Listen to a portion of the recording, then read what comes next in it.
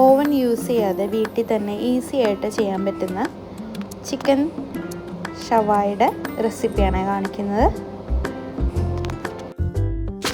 15 minutes വിനാഗിരിയിൽ soak ചെയ്ത് വെച്ച കശ്മീരി ചില്ലിയും പിന്നെ സ്പൈസസ് ആയിട്ട് പട്ട, ഗ്രാമ്പൂ, പിന്നെ ഗാർലിക്, കുറച്ച് എണ്ണയിൽ ഫ്രൈ ചെയ്ത ഒനിയനും തക്കാളിയും സെപ്പറേറ്റ് ഫ്രൈ ചെയ്യുന്നതായിരിക്കും നല്ലത്. അപ്പോൾ അതുകൂടെ ചേർക്കാം. മല്ലിയില ഓപ്ഷണലാണ്. ഇഷ്ടമുള്ള അതിൻ്റെ ഫ്ലേവർ ഇഷ്ടമുള്ളവർക്ക് അത് കൂടെ ചേർത്ത് അരച്ചാൽ മതിയായിരിക്കും.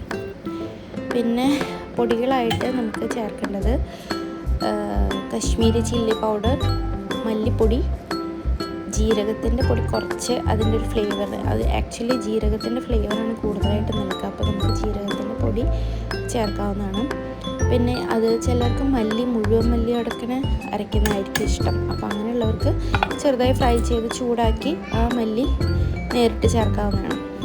അതിന് കൂടെ നേരത്തെ സോക്ക് ചെയ്ത് വെച്ച മുളക് കൂടെ ചേർത്ത് നമുക്ക് മിക്സിയിൽ നന്നായിട്ട് അരച്ചെടുക്കണം കേട്ടോ. 40 മിനിറ്റ്സ് വേവിച്ച ചിക്കനാണിത്. ആദ്യം ഉപ്പ് ചേർത്ത് വേവിച്ചതിന് ശേഷം പിന്നെ ഒരു ചട്ടിയിൽ 2 സൈഡും മറിച്ചിട്ട് നമുക്ക് ചെറുതായി ഒന്ന് ഷാലോ ഫ്രൈ ചെയ്തെടുക്കാം. അതാണ് പിന്നീട് നമ്മൾ ഷവായി മസാലയുടെ കൂടെ മിക്സ് ചെയ്ത് ചെയ്യാൻ പോകുന്നത്. അപ്പോൾ അതിന് വേണ്ടിയിട്ട് ഒരു ചീനച്ചട്ടി എടുക്കുക. കൂടുതലായിട്ടും ബട്ടറാണ് ഇതിന് ടേസ്റ്റ് കൊടുക്കുന്നത്. അപ്പം നല്ലപോലെ ബട്ടർ പീസ് കട്ട് ചെയ്ത് അതിലിട്ടതിന് ശേഷം ചൂടായി വരുമ്പോൾ തീ കുറച്ച് വയ്ക്കുന്നതായിരിക്കും നല്ലത്. അതിനകത്തോട്ട് മസാല ചേർത്ത് നമുക്ക് ഇളക്കാം.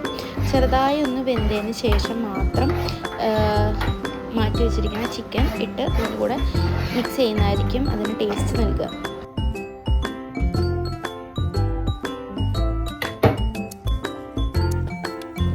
രണ്ടിലെ ബട്ടറിൽ മസാല ഇട്ടിട്ട് ഒന്ന് വേവിക്കുന്നതാണത്.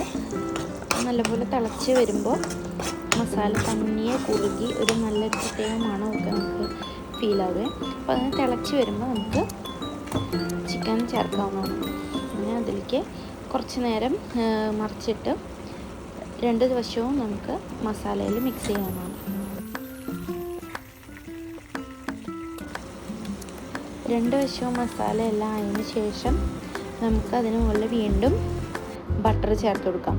ആ ബട്ടറാണ് ആക്ച്വലി ഇതിനൊരു റിയൽ ഫ്ലേവർ കൊടുക്കുന്നത്.